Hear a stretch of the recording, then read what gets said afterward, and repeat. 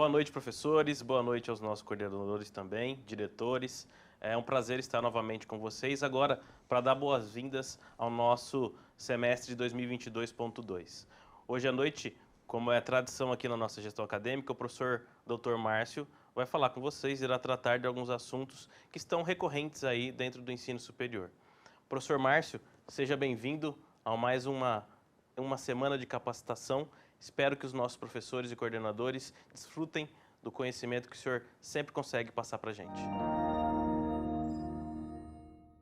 Muito obrigado, professor Murilo.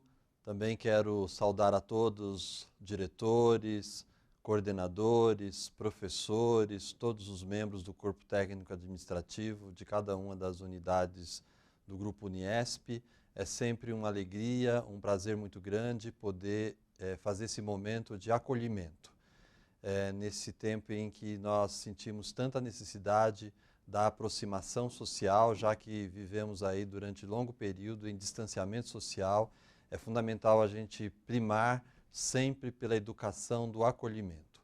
E como nós fazemos todos os semestres, nós queremos hoje apresentar algumas diretrizes para a organização do semestre, com a retomada das nossas aulas presenciais, também utilizando ainda aulas remotas, com mediação tecnológica, dentro da perspectiva da mobilidade acadêmica, até mesmo cumprindo aquilo que foi aprovado hoje, né, no Diário Oficial, saiu publicado, o parecer do Conselho Nacional de Educação, parecer número 14, que traça as diretrizes aí para o modelo híbrido. E isso é muito importante porque nos dá aí um respaldo dentro daquilo que nós temos que realizar enquanto práticas acadêmicas, institucionais. Então é fundamental que a gente esteja sempre atentos a todas essas alterações, essas mudanças que vão também ao encontro de um novo contexto, de um novo cenário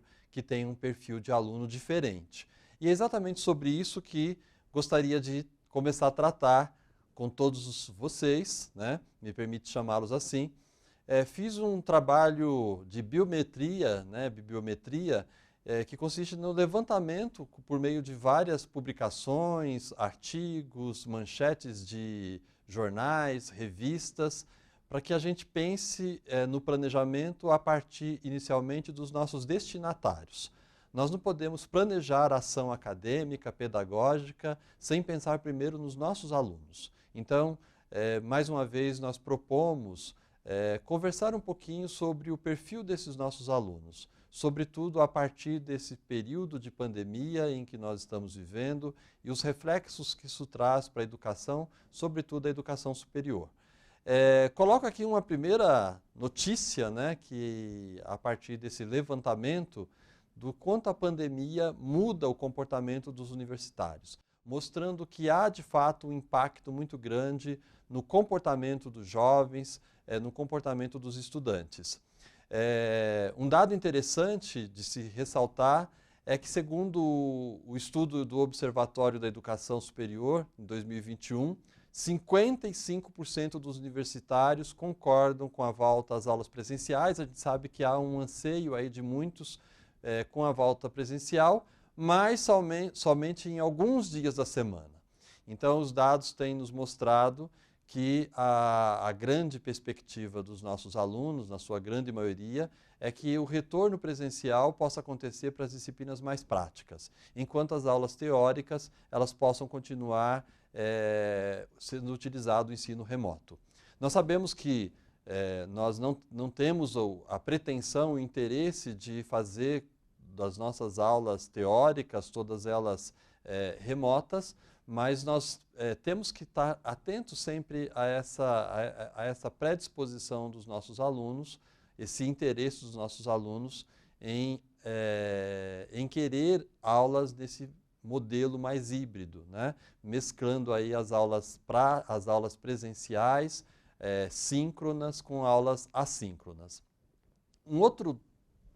Outra manchete aí interessante, né, que nos chama a atenção, é sobre o relatório publicado aí por meio de uma pesquisa, e também do próprio Fórum Mundial, esse relatório em específico é do Fórum Mundial, que fala sobre a desilusão do jovem em razão da pandemia. A falta de perspectiva em função aí das situações econômicas, e nós sabemos o quanto que a pandemia ela trouxe de agravamento às questões econômicas e esse ano também com o acréscimo aí do problema econômico gerado pela guerra entre a Rússia e a Ucrânia, e a gente sabe o quanto que nós estamos sentindo, né? A população mundial está sentindo os efeitos de tudo isso. Mas há também um outro estudo, né, que afeta esse sentido de comprometimento, envolvimento do aluno com o ensino, essa desilusão refletida também na falta de perspectiva da juventude, publicado em vários outros materiais, que nos mostra, na verdade, um perfil de juventude que emerge desse cenário pandêmico que nós estamos vivendo, né? Basta ver nesse estudo realizado com mais de 17 mil jovens universitários de 18 a 21 anos em 21 países, e o Brasil ele pertence a esse grupo de estudos, né? Que traz aí alguns dados que nos chamam muito a atenção, e nós, como educadores, como professores, nós temos que buscar conhecer cada vez mais esses dados, essas informações, porque nós estamos lidando e vamos lidar com esses alunos, com esse perfil em sala de aula. E vejam só, né, para 60% dos entrevistados, o período de distanciamento social arruinou sua experiência na faculdade, na universidade. Evidentemente, nós sabemos o quanto que o distanciamento social impactou, sobretudo para essa faixa etária. Para aqueles que têm filhos, né, nessa faixa etária ou menores, sabe o quanto que a relação de amizade, a relação entre colegas, de grupo, é fundamental, até mesmo dentro do processo de sociabilização. 39% dos jovens acreditam que a crise sanitária causada pela Covid-19 prejudicará permanentemente suas perspectivas de emprego. Então a gente vê também um outro dado alarmante que nos chama a atenção, e nós temos esses alunos com esse perfil nas nossas salas de aula. Então é fundamental que a gente procure entender todos esses dados, todos esses números, até porque vamos, nessa semana, preparar as nossas ações de retorno presencial, preparar o nosso planejamento. Pouco mais da metade, ou seja, 54% dos estudantes aprovam a maneira como seus professores ensinam à distância. Nós tivemos aí, a Unesp fez esse levantamento, né, por meio de mais de uma enquete sobre a aceitação dos alunos com o ensino remoto, e nós percebemos que houve aí uma aceitação muito grande com o ensino remoto. Por mais que nós tenhamos dificuldades tecnológicas, por mais que nós saibamos que o nosso aluno muitas vezes não tem as condições técnicas adequadas, porém nós sabemos que houve aí para muitos uma aceitação, para a grande maioria, uma aceitação muito grande. Aqui na Unesp, cerca de 85% de aprovação dos alunos do modelo remoto, né? Agora, outro dado que nos chama a atenção, e a gente sente os reflexos disso, 1/4 das pessoas ouvidas nesse processo de entrevista, de coleta de informações, de pesquisa, comentam que tem alguma dívida ou empréstimo relacionado aos estudos. Quer dizer, na verdade a gente vê aí o endividamento crescente, né? E a gente sabe que isso se tornou maior ainda esse ano, em função da crise que nós estamos vivendo, de proporções mundiais, em função da guerra da Rússia contra a Ucrânia, como nós já falávamos, e percebemos e perceberemos certamente o reflexo disso na sala de aula. Até nessa opção do aluno pelo não presencial, motivado às vezes pela dificuldade de se deslocar, né, de ter custos com alimentação, que certamente passa a ser maior quando ele vai para o ensino presencial. Um outro dado interessante que nós colocamos aqui, quer dizer, as universidades apontam, os universitários apontam ansiedade e perturbações no sono como consequências da pandemia da Covid-19. A gente tem assim uma série de dados, né, que vão mostrando os efeitos da pandemia nos aspectos psicológicos das pessoas. Nós sentimos isso, né? Sentimos aí um desgaste, uma tensão maior, oriundo das incertezas, da insegurança, da instabilidade que esse momento nos gerou. E não é diferente com os universitários, né? Então, pessoas que estão numa faixa etária em que precisam muito de apoio. E muitas vezes esse apoio ele não está presente dentro da estrutura familiar. E isso faz com que os reflexos dessa situação acabem afetando aí de forma muito mais intensa os nossos jovens.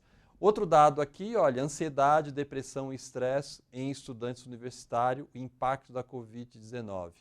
Aí há uma série de estudos, aí é fruto de um trabalho de pesquisa, né? Então uma série de estudos que evidenciam o quanto que os nossos jovens estão desenvolvendo doenças, né, de ansiedade, depressão, estresse, algo que nós já havíamos sentido antes da pandemia.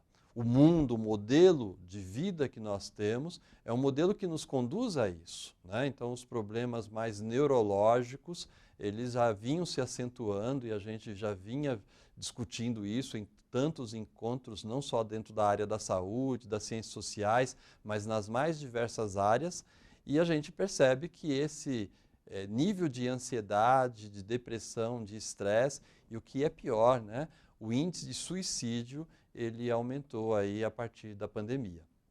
E há vários estudos já sobre isso, claro que a gente está falando genericamente, falando de uma forma mais geral, mas trazendo os dados aqui para que a gente possa colocar à baila todos esses pontos que vão nos ajudando a perceber que nós receberemos nossos alunos presencialmente ou continuaremos com eles de forma remota, mas que é fundamental que nós tenhamos clareza sobre esse perfil, porque é com esse perfil que nós trabalhamos. E nós precisamos, enquanto educadores, conhecer os nossos alunos para poder ter a possibilidade de encantá-los, de tocá-los de alguma forma, para que eles possam, de fato, se realizar enquanto pessoas. E a educação é também um grande caminho aí de realização. Então, certamente, nós percebemos por todas essas notícias, por todas as pesquisas que são realizadas, que é necessário uma atenção cada vez maior aos nossos jovens, até porque não só como professores, mas como pais, eles devem ser o nosso principal objeto de preocupação, né? Então, vejam só, ansiedade social, um obstáculo para a volta ao presencial. Aí toca num ponto fundamental, né? Nós vamos retomar as atividades presenciais de forma mais intensa com os nossos alunos. Nós temos aí alguns estudos que apontam para a fobia social, o medo de relacionamento, o medo de se relacionar com o outro. Então, se nós já temos uma tendência pelo modelo de sociedade ao isolamento, né, com a tecnologia, um isolamento cada vez maior das pessoas, a dificuldade de interação grupal, isso certamente se tornou muito mais intenso com a pandemia e alguns estudos já apontam para isso. Então, quando nós lidamos com os nossos jovens, quando nós vamos fazer os trabalhos em grupos, nós percebemos alguns com aquela dificuldade de interação com os outros. Aquilo que nós sempre falamos, né? O conflito ele acaba emergindo, ele acaba surgindo e se intensificando quando há esse processo de interação. No entanto, nós sabemos o quanto é fundamental o trabalho em equipe, o trabalho em times, em grupos, e o quanto nós temos que estimular isso.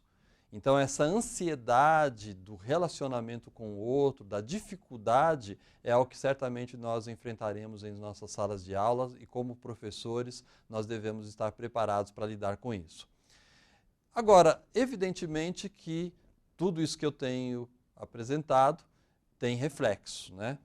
Então, quais são os reflexos? Lógico que a gente fez uma apresentação muito geral, mas também trago alguns dados aqui que remetem a possíveis reflexos desse cenário. E um primeiro grande reflexo, a gente já vinha falando sobre isso, está nessa manchete. Vejam só, quase 3,5 milhões de alunos evadiram de universidades privadas no Brasil em 2021. Nós estamos lidando com uma evasão sem precedentes. A nossa evasão aqui na Uniesp chega a 45%. Então nós temos aí uma evasão muito grande, né? E a falta de perspectiva, a falta de entusiasmo dos nossos alunos, não só dos nossos alunos, a gente vai ver que não está só aqui o problema, e a gente sabe disso, né? Tem refletido exatamente na desistência dos nossos alunos. Então, como lidar com a evasão? Aí o nosso grande desafio. Como trabalhar com isso? Vejam só alguns dados que mostram que o problema não está aqui tão somente, né? Quando a gente olha o Enem, por exemplo, o Enem de 2021, ele registrou o menor número de inscritos desde 2005.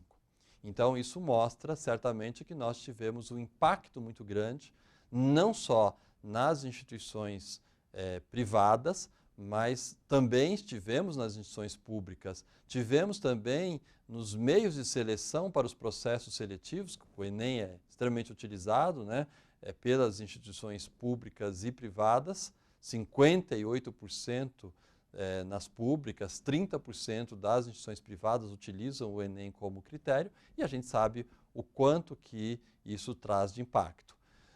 O vestibular das grandes instituições renomadas, públicas, com dificuldade de composição de turmas, algo que nós nunca tínhamos visto antes, né? Recordes de abstenções de pessoas que não foram fazer o vestibular, como ocorreu com a Unicamp, com a USP, nos últimos 2 anos, né? O número de inscritos no SISU do segundo semestre de 2021 foi 40%, quer dizer, 40% menor do que a mesma edição de 2019. Então a gente percebe ali que de fato há um reflexo em todos os lados. Coloco aqui os números, por exemplo, do Centro Paula Souza.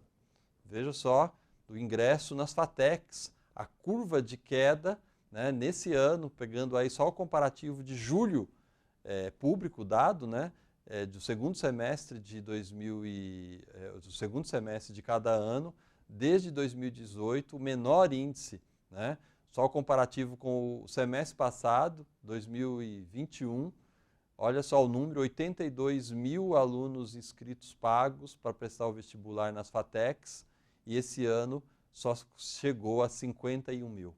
Então nós tivemos aí uma diferença muito grande de números quando nós olhamos o Centro Paula Souza, que é uma instituição de excelência, quando a gente olha as FATECs, aí curso gratuitos, públicos, de qualidade, mas com muita dificuldade aí de abertura de turmas, né? Também enfrentando dificuldade, quer dizer, claro que aí houve toda uma política de mudança dentro do próprio Centro Paula Souza para poder se adequar a essa situação. Então, um número muito menor de inscritos e, consequentemente, a dificuldade aí de você ter uma proporção maior de candidatos por vagas, que sempre foi o que ocorreu no Centro Paula Souza. Em outras instituições nós estamos vendo, a gente vê diariamente aí nos jornais, né, Universidade de São Paulo oferecendo cursos gratuitos e estimulando. Tem um amigo que trabalha na Fundação Dom Cabral, foi contratado para tentar fazer captação de alunos, quando a Fundação Dom Cabral teria a necessidade de tentar fazer captação de alunos, né? Então a gente percebe que o cenário é bem complicado. Um outro reflexo, e está presente, é a inadimplência, né? Inadimplência no ensino superior cresce 30% durante a pandemia e esses números só foram aumentando. Então a gente vê aí a situação que nós enfrentamos aqui, cerca de 40% de inadimplência. Então é muito complicado você manter as condições de ensino sem um respaldo de governo, né? As instituições privadas têm sofrido muito, né? E acaba acontecendo aquilo que nós vimos nessa outra manchete. A pandemia colocou 2,2 mil faculdades privadas em risco. Qual é o plano B, né? O que fazer diante de tudo isso? Então, muitas vezes nós vemos aí a necessidade de junções de turmas, de se trabalhar com a mobilidade, como foi a alternativa que nós fizemos, né? Nós mantemos o remoto, tentamos manter a aula com o professor ali, falando diretamente com o aluno, mas claro que não no modelo que nós gostaríamos. Quer dizer, não é uma política da instituição, salas numerosas, mas, quer dizer, nós não tivemos alternativas em função da situação econômica. Então a gente percebe aí um impacto muito grande em tudo isso. Diante dessas dificuldades, sempre lembro aí da frase do Einstein, dificuldades e obstáculos são fontes valiosas de saúde e força para qualquer sociedade. Nós aprendemos a partir dos problemas, né?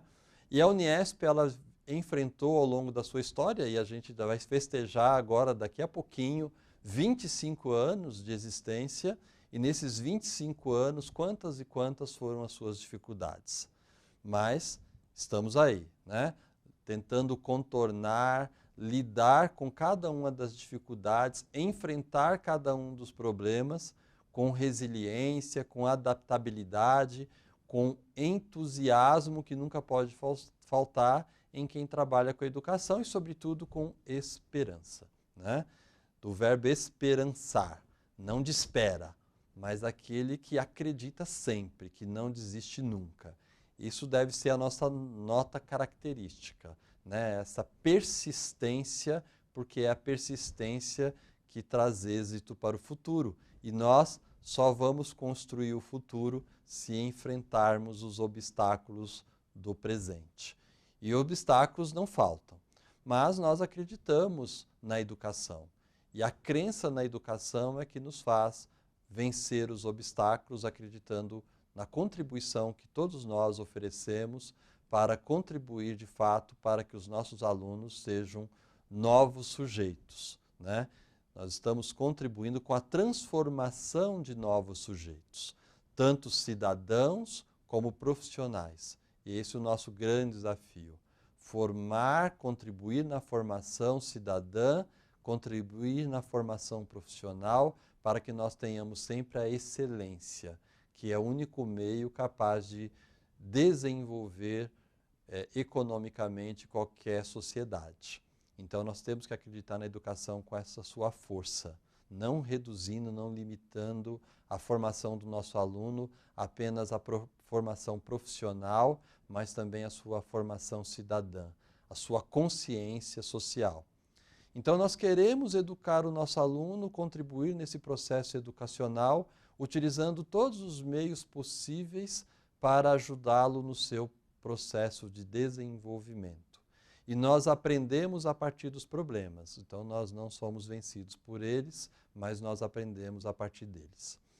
E certamente isso faz emergir um novo papel do professor. O professor também, ele passa a ter que ser diferente. E aí são inúmeras as publicações, os trabalhos acadêmicos, científicos, que remetem para essa necessidade de um novo perfil. Se nós temos uma nova sociedade, se nós temos um novo perfil de aluno, se nós temos reflexos desse perfil com a inadimplência, com a evasão, com o desânimo, nós temos que repensar o nosso papel.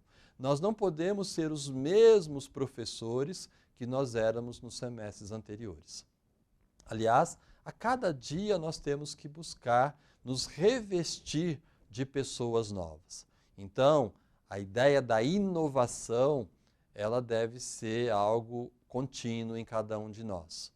Nós não podemos nos acomodar, mas pelo contrário, devemos estar sempre incomodados com a situação em que nós vivemos e buscar perceber qual é o nosso papel em face a tudo isso.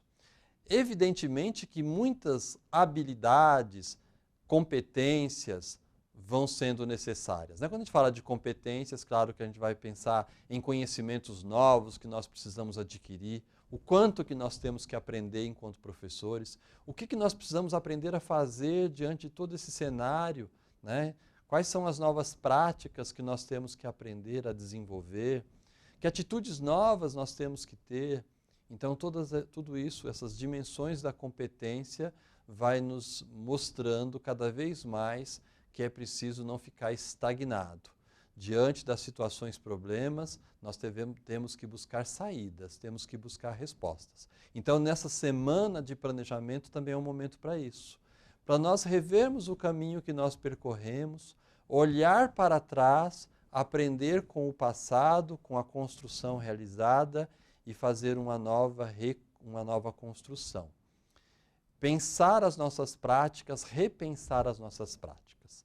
Sempre costumo dizer que o professor ele nunca é, no sentido lá da filosofia heideggeriana, né? do existencialismo do Heidegger. O professor vive esse eterno devir, o vir a ser constante.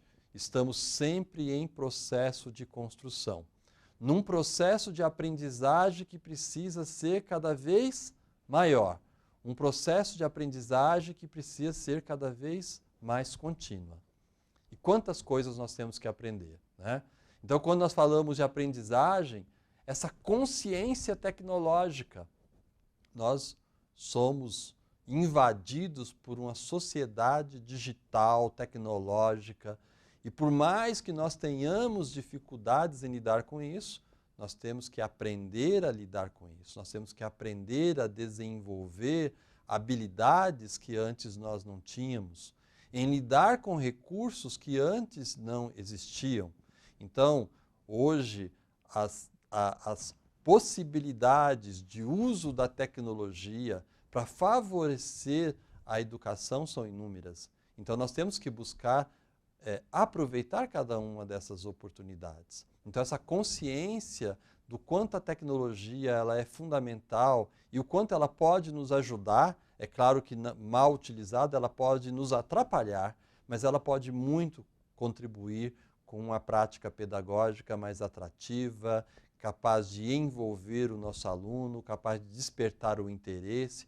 Vejo aí dentro das metodologias ativas o uso da gamificação, por exemplo, né? O quanto que recursos como jogos, como histórias, enfim, uso de mídias ajuda o nosso aluno a fixar melhor conteúdos, a despertar o interesse em aprender.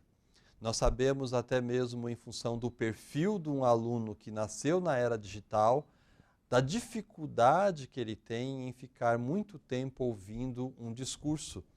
Então, as aulas expositivas, claro que elas são sempre bem-vindas e elas nunca serão superadas, mas é necessário que a gente faça essa mescla, né, de aulas expositivas, com envolvimento dos alunos, com aplicações práticas, cada vez mais isso passa a ser necessário. Uma aprendizagem a partir do envolvimento, mas com essa consciência de todos os recursos que nós podemos utilizar. O uso das redes sociais, né? O uso aí dos meios que nós temos hoje para envolver o nosso aluno. Essa conexão com as tendências da área. Então, nós não podemos hoje pensar de forma desvinculada, de forma isolada, compartimentada. Nós tivemos aí uma experiência de um currículo que foi sempre muito compartimentado. Aprendemos áreas de forma isolada. Então, a necessidade da interdisciplinariedade, da transdisciplinariedade, da multidisciplinariedade, de nos aprofundarmos mais sobre isso, de buscar integrar as áreas, integrar cada uma das áreas, percebendo qual é a conexão que existe com tendências de cada uma das áreas. Então, um aluno do curso de Direito, quais são as tendências da área do Direito? Como a minha disciplina, a área que eu trabalho, ela está atenta a essas tendências? Como que eu trago para a sala de aula as tendências novas, aquilo que é mais de atual na área jurídica? Como dentro de uma área de enfermagem, de um curso de enfermagem, a minha disciplina ela pode contribuir para abrir a visão do meu aluno, para que ele perceba quais são as tendências da área do profissional da saúde? Como que as engenharias, eu procuro fazer isso, eu ajudo o aluno a perceber que o profissional de hoje ele não pode ser o mesmo profissional que era há tempos atrás. E que essa velocidade da mudança, ela tem provocado uma necessidade cada vez maior de adaptação de todos os profissionais. Por isso, nós, professores, estamos tendo que nos adaptar a esse novo contexto. Por mais difícil que isso seja, nós não temos como fugir disso. Nós temos que nos adaptar a esse novo cenário. Então é preciso que a gente perceba como que a minha área em específico, a minha disciplina, o componente curricular que eu ministro, ele tem relação com o projeto como um todo, com as outras disciplinas de forma multidisciplinar, e quais são as tendências, quais são as perspectivas aí da área para que eu possa ajudar meu aluno a perceber que aquele conteúdo que é trabalhado, ele está indo ao encontro exatamente da necessidade de prepará-lo para as tendências futuras que ele enfrentará. Então isso é fundamental, né? A questão da inteligência emocional e o quanto que nós já falamos disso, né? Quando a gente lembra lá do Daniel Goleman, da inteligência emocional, tem um livro muito interessante, A Formação da Inteligência Emocional no Líder de Sucesso, do Daniel Goleman. Hoje, as lideranças todas precisam estar preparadas emocionalmente, né? As pessoas todas, não só as lideranças. Quando nós temos como dado que 83% das demissões dentro das empresas são causadas por questões emocionais, comportamentais. Se contrata pelo talento e se demite pelo comportamento, pela atitude. Então isso faz com que nós tenhamos aí uma necessidade de rever qual é a nossa inteligência emocional. E ao lidar com alunos hoje que vêm dentro desse cenário que nós falávamos anteriormente, o quanto que nós temos que exercitar da paciência, da resiliência, da adaptabilidade, né? O quanto que sentimentos e posturas atitudinais diferenciadas hoje o professor tem que ter, um professor que é da aproximação, do acolhimento, né? Então, essa característica mais subjetiva, mas que passa a ser primordial na relação com o aluno. Então, certamente, nós temos que desenvolver cada vez mais a nossa inteligência emocional. A mediação do aprendizado, o professor não é aquele que vai transmitir o conhecimento. Eu sempre brinco, né? O professor não é o mosquito da dengue que transmite o conhecimento, mas o professor é o facilitador da aprendizagem, é o grande mediador, é aquele que vai mediar, porque o aluno ele tem acesso ao conhecimento, ele tem acesso à informação. Hoje, com a tecnologia, o quão está acessível ao aluno muitos e muitos saberes, muitas e muitas informações. Como que o professor trabalha para mediar a aproximação do aluno com as principais fontes do conhecimento? Como ele contribui para aproximar o aluno das fontes do conhecimento? Aí está o grande desafio do professor. De que fato que o professor ele é esse articulador da aprendizagem do aluno na relação do aluno com o mundo. Então, é ajudar o aluno nessa relação dele com o mundo, no mundo em que nós podemos retirar, aprender a cada instante coisas novas, né? Dada aí toda a velocidade da informação, do conhecimento, favorecido pelo uso cada vez maior da tecnologia. Então, o professor, ele é o mediador da aprendizagem e, portanto, ele deve se colocar como esse papel, não daquele que é o protagonista do processo ensino-aprendizagem, mas junto com o aluno, ambos protagonizam esse processo, né? Protagonizam esse processo por meio de uma ação contínua de interação. Então, é essa revisão de papel que nós temos que fazer. E não dá para que a gente ache que nós estamos prontos. Nós nunca estamos prontos, né? Nós somos, como sempre falo, sujeitos em constituição, num processo de devir, de vir a ser constante, de aprendizagem contínua, o tempo inteiro aprendendo. Então, quem não se prepara, seja qual for a área. Hoje um advogado, ele não consegue mais advogar se ele não buscar o tempo inteiro estudar. Um enfermeiro que não busca cada vez mais conhecimento, ele não consegue atuar bem na sua área. Qualquer profissional, seja ele qual for, e o professor, fundamentalmente, ele vai conseguir ensinar se ele for capaz de aprender. E nós temos que nos aperfeiçoar, então, continuamente, né? Para que a gente consiga Esse outro ponto que eu coloco aqui como fundamental, fazer essa transposição didática de um modelo muito fundado num perfil de professor analógico, né? Aquele professor que dava aula, para um professor que facilita a aprendizagem, para um professor que entende o perfil do aluno de uma era digital, que busca recursos didáticos para aproximar o aluno do conteúdo apresentado, envolvendo o aluno no processo de aprendizagem, despertando o interesse. Isso é desafiador, mas nós, enquanto professores, se queremos alcançar os nossos propósitos, é exatamente isso que nós temos que fazer. A ideia da curadoria hoje é algo tão em voga, né?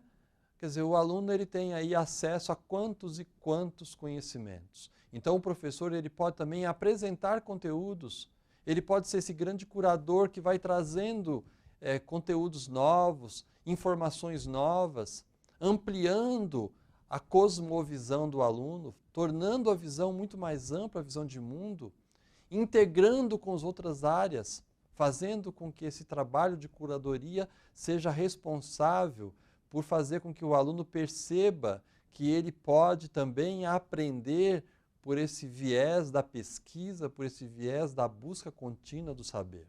Então, as aulas, elas não podem ser aulas que têm o término com, entre aspas, com o sinal, né? Acabou a aula. A aula não acaba.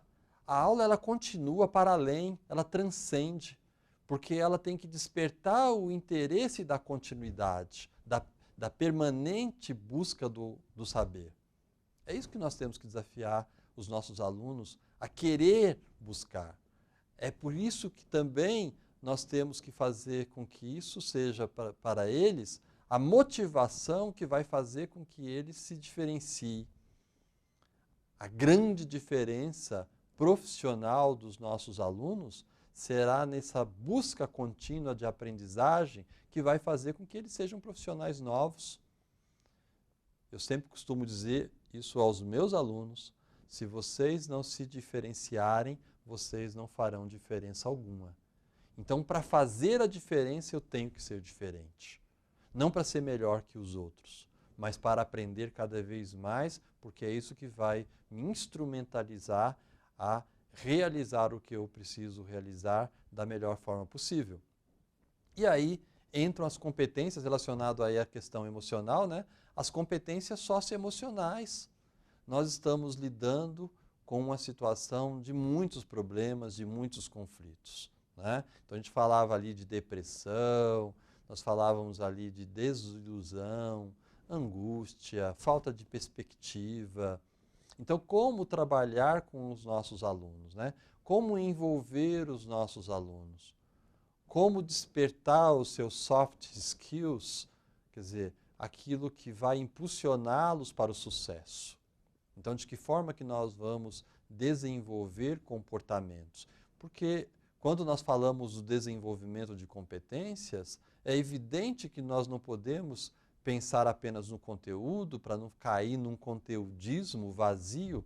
Temos que relacionar esses conteúdos com a possibilidade de práticas, de desenvolvimento de habilidades, mas também temos que associar tudo isso a atitudes diferenciadas. Então nós temos que desenvolver atitudes. Verificar o desenvolvimento dessas atitudes não é tarefa fácil, a gente sabe disso. Mas é importante o acompanhamento, porque é no acompanhamento, é na identificação de cada um dos nossos alunos que nós vamos percebendo o seu crescimento, não só intelectual, mas o seu crescimento também atitudinal, emocional. E é fundamental a gente perceber isso. E é tão bom quando a gente percebe um aluno que entrou no processo formativo com características atitudinais, e a gente percebe que essas características elas foram se moldando, elas foram se transformando. E a gente percebeu um aluno saindo ali com condições de relacionamento, de atitudes muito melhores. Trabalhar, e isso é um desafio que nós temos que aprender a fazer, porque professor gosta de falar, professor gosta de dar matéria, não é assim que a gente costuma dizer? Então, essa dosagem dos conteúdos e a variedade de formato, elas precisam ser conciliadas. Quais conteúdos são realmente necessários? Então, muitas vezes, nós queremos primar pela quantidade.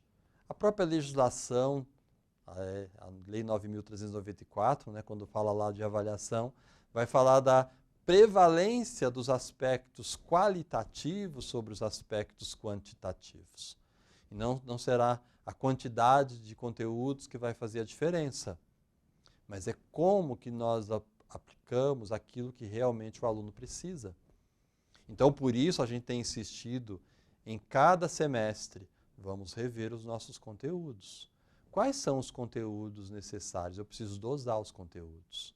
Eu não posso achar que eu vou tirar o atraso. Nossos alunos ficaram aí 2 anos, né, em atividades não presenciais. Agora eu vou tirar o atraso e eu vou despejar todo o conteúdo que o aluno não aprendeu em um semestre. Isso certamente vai apenas provocar o desânimo dos nossos alunos. Então, nós temos que ter o cuidado com a dosagem dos conteúdos, com aquilo que é na medida certa. E a variedade no formato. Eu não posso usar o mesmo formato, a mesma metodologia o tempo todo. Eu tenho que buscar formas novas, né, de fazer com que o aluno aprenda o tempo inteiro. Pesquisando formas novas, discutindo com os colegas, planejando as ações formativas. Esse é o nosso grande desafio. E, por fim, a questão da avaliação. A avaliação, a gente sempre fala que não é o momento do acerto de contas, mas a avaliação é o momento em que nós vamos procurar verificar com o nosso aluno o caminho percorrido e o quanto que a avaliação ela contribui para esse processo. Fazendo da avaliação um momento de diagnóstico, é a avaliação diagnóstica, diagnosticando quais são as necessidades. Aliás, essa é uma diretriz e uma orientação para todas as faculdades do Grupo Uniesp, né? Para o centro universitário, obviamente. Quando a gente fala faculdade, estamos aí incluindo o centro universitário, né? Que a gente fala num número maior. Mas, para todas as instituições do grupo, que a gente possa, logo no início do semestre, aí nessa reunião de planejamento, que os coordenadores, que os diretores conversem sobre isso, né? Para elaborar uma avaliação de diagnóstico nas primeiras semanas de aula. Vamos identificar quais são os principais problemas do nosso aluno, quais seriam os pré-requisitos, o que esse aluno ele teria que já ter construído enquanto etapa formativa. Vamos pensar numa avaliação capaz de diagnosticar os nossos alunos. Hoje pela manhã, quando vinha para cá, ouvia na rádio, né, um questionamento de um jornalista dizendo exatamente isso. As faculdades, as escolas falaram tanto, né, do retorno presencial e da necessidade de diagnosticar as dificuldades de aprendizagem dos alunos, mas o que foi feito? Quais foram as políticas que foram desenvolvidas para isso? E a gente percebe que, de fato, o jornalista tem muito razão, né? Então, nós não podemos dar a nossa cara para bater. Então, vamos fazer diferente. Então, vamos fazer um diagnóstico, né? Não porque o jornalista está falando ou porque o professor Márcio está falando, mas porque nós queremos entender melhor qual é o nível que o nosso aluno está, que dificuldade que ele enfrenta, para a gente buscar ações alternativas. Esse é o nosso grande papel, ajudar o nosso aluno a aprender. Então, perceber o que ele não aprendeu e o que ele precisa aprender. A avaliação serve exatamente para isso. Então, fazer esse momento de diagnóstico. Fazer da avaliação um momento formativo, de formar o aluno naquilo que ele precisa ser formado, transformado, preparado, né? E é claro que a avaliação ela vai ter também o seu lado somativo, né? Ela vai compor uma nota, um conceito, mas isso não é o mais importante. E nós não podemos reduzir a avaliação a isso. Então, que nós, ao planejarmos a avaliação, não limitemos a avaliação apenas ao conceito, a como eu vou medir. Não é só isso a avaliação. Mas a avaliação, ela tem que abranger todos esses aspectos que eu estou aqui apresentando. Então é fundamental que a gente faça isso nesse processo de avaliação. E para isso, planejamento. E o planejamento não é essa semana. O planejamento é contínuo. Então, se nós não planejamos, e o planejamento é a primeira função administrativa, nós vamos ter problemas, e claro que nós vamos ter problemas mesmo planejando, porque a realidade é dinâmica e por isso que o planejamento tem que ser contínuo, porque uma das dimensões do planejamento é a flexibilidade, é a adequação. Quantas e quantas vezes nós planejamos e aí nós temos que adequar aquilo que nós planejamos a uma mudança de cenário, a um contexto novo. Cada sala de aula é única, então eu não posso planejar uma ação e achar que essa ação ela é replicável para todos os espaços, de forma alguma. Eu tenho características diferentes, pessoas diferentes e eu preciso planejar levando em consideração tudo isso. E por essa razão, eu comecei a minha fala falando do perfil. Qual é o perfil do aluno de vocês? Eu falei no sentido geral, dei manchetes, mas se vocês pudessem apresentar manchetes das turmas de vocês, quais seriam as manchetes? O que caracterizam os alunos de vocês? Como é que nós podemos entrar na sala de aula, começar um trabalho com esses alunos sem entender o que esses alunos precisam, o que eles pensam, o que eles estão buscando? Então é necessário eu fazer esse trabalho, né, quase que investigativo, de análise situacional, entender a situação do meu aluno para poder preparar a ação formativa que eu quero apresentar para ele, né? E aí eu lembro sempre o Rubem Alves, né? O objetivo da educação é criar a alegria de pensar. Os nossos alunos precisam despertar esse desejo contínuo de pensar, de aprender, de se desenvolver, de crescer, de amadurecer.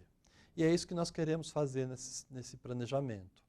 Preparar todos os nossos programas, né, os nossos planos de ensino, com essa consciência de que nós estamos contribuindo com a formação das pessoas. E nós não fazemos isso por conta da Uniesp, da mantenedora, por causa do salário. Eu não estou dizendo que isso não seja importante, claro que tudo isso é importante. Mas nós fazemos isso também pelo nível de consciência que nós temos, daquilo que nós entregamos para o nosso aluno. Que não tem culpa, talvez, de algum desconforto que eu tenha, de alguma dificuldade que eu tenha com a instituição, seja ela local ou geral. Então ele não tem culpa. E eu não transfiro isso para o meu aluno. Eu vou trabalhar com esse aluno sempre da melhor forma possível, pelo nível de consciência que eu tenho, daquilo que eu tenho que entregar para ele como educador. É isso? Então vamos preparar o nosso retorno. Vamos fazer uma preparação digna do nosso aluno.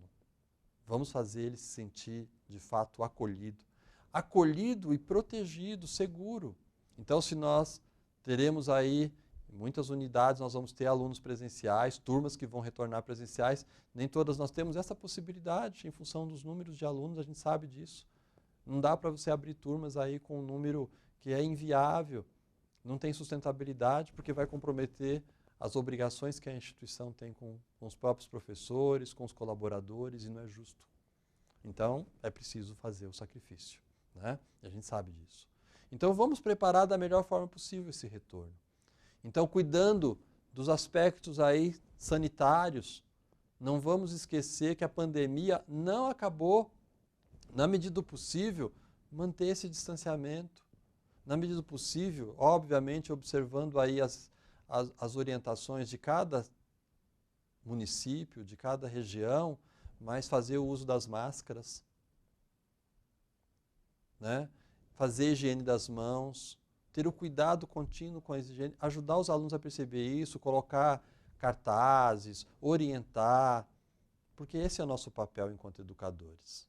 Também zelar pela integridade física dos nossos alunos. Então vamos fazer isso. E dos professores, dos colaboradores. Então essa consciência do que eu não estou ali sozinho, que eu estou num grupo e que eu tenho que me preocupar com o grupo, né? E vamos receber os nossos alunos, fazer aí um acolhimento, né, muito bem feito. Então, coordenadores, diretores, pense uma acolhida para esses alunos que encante os alunos, que faça os alunos se sentir, de fato, integrados, aquele sentimento de pertença à instituição, que a gente possa fazer isso com os nossos alunos. Então, faça aí o acolhimento dos nossos alunos e vamos fazer, durante essa semana agora, essa revisão dos conteúdos, da metodologia, da avaliação, aproveitar essa semana para nós dialogarmos uns com os outros sobre os caminhos que nós devemos percorrer, como que vai ser o nosso semestre, de que forma que nós vamos preparar esse semestre, planejando o acolhimento, então, dos alunos, fazer esse trabalho motivacional no início do semestre, como que os alunos vão enfrentar os problemas e mostrar que eles vão ter problemas, os acordos, né, com os nossos alunos, saber que eles vão enfrentar os problemas, dificuldades estruturais, muitas vezes. Então, como que nós lidamos com os problemas? Então, para que eles não evadam, vamos monitorar a frequência dos alunos, monitorar. Se o aluno começou a faltar, conversar com o coordenador, para que esse aluno, de repente, possa ser abordado pelo coordenador, para ver se está com alguma dificuldade, porque é uma forma de evitar uma possível evasão. Vamos fazer a revisão dos conteúdos programáticos, considerar aquilo que é essencial, verificar o que o aluno mais necessita, aquilo que ele não pode aprender sozinho, o que eu posso contribuir. Então, dentro da minha disciplina, olhar lá o projeto pedagógico do curso, o que está no projeto pedagógico do curso, qual é o perfil do egresso do aluno, qual é o perfil do egresso, que competências formativas esse aluno ele tem que sair, como que a minha disciplina ela pode contribuir para desenvolver essas competências, que conhecimentos são necessários, que conteúdos são necessários, como eu vou fazer com que esses conteúdos sejam trabalhados. Então, qual é a metodologia? Então, das aulas síncronas, das aulas assíncronas, das aulas presenciais, o uso aí das metodologias ativas, os recursos metodológicos, a didática, que certamente todos sabem como desenvolver da melhor forma possível. E, por fim, fazer a revisão da estrutura de avaliação. Quais serão os instrumentos de avaliação que nós vamos usar? Discutir isso no grupo do curso. Então, uma avaliação orientada, continuada e por competências. Pensar quais são as competências, olhar o projeto, pensar a avaliação como não algo cansativo, massacrante, né, para o aluno, mas algo que contribua com a formação do aluno. Então, em síntese, é fazer essa revisão dos conteúdos programáticos, considerar aquilo que é essencial para o desenvolvimento dos nossos alunos, fazer todo esse dimensionamento aí. Hoje a gente sabe que o aluno não aguenta mais o blá, blá, blá, blá, né? Então, é dimensionar as nossas aulas para que elas possam ser mais dinâmicas, para que eu possa usar metodologias de envolvimento, de trabalhos com os alunos, para que eu não utilize mais do que 50% só com exposições, mas que eu envolva o aluno no processo de aprendizagem, porque ele tem que ser também protagonista desse processo, como dizia anteriormente. Fazer a revisão das metodologias de ensino, então pensar aí como que eu vou aplicar o ensino híbrido, mesclando momentos presenciais com não presenciais, trabalhar com a aprendizagem do nosso aluno, né? E, por fim, fazer a revisão da estrutura de avaliação. Usar meios, instrumentos, várias formas de avaliação, mas isso de forma planejada, não isolada. Não cada um faz a sua e pronto, né? Mas vamos discutir as melhores formas. De que forma que nós vamos avaliar os nossos alunos? E coloco aqui, por fim, essa frase do Tiago de Mello, né? Não tenho um caminho novo. O que eu tenho de novo é um jeito de caminhar. Que a gente possa não se conformar com o nosso jeito de caminhar, mas que a gente possa buscar a cada dia, um novo jeito de caminhar. Porque nós vivemos um cenário novo. E esse cenário exige uma redescoberta de cada um de nós do que é ser professor e de que forma que nós podemos nos reinventar para fazer emergir e romper esse novo que encanta e estimula os nossos alunos a aprenderem. Um excelente semestre para todos e que Deus abençoe a cada um de nós, professores, para que possamos cumprir com excelência o papel que nós temos como educadores. Muito obrigado.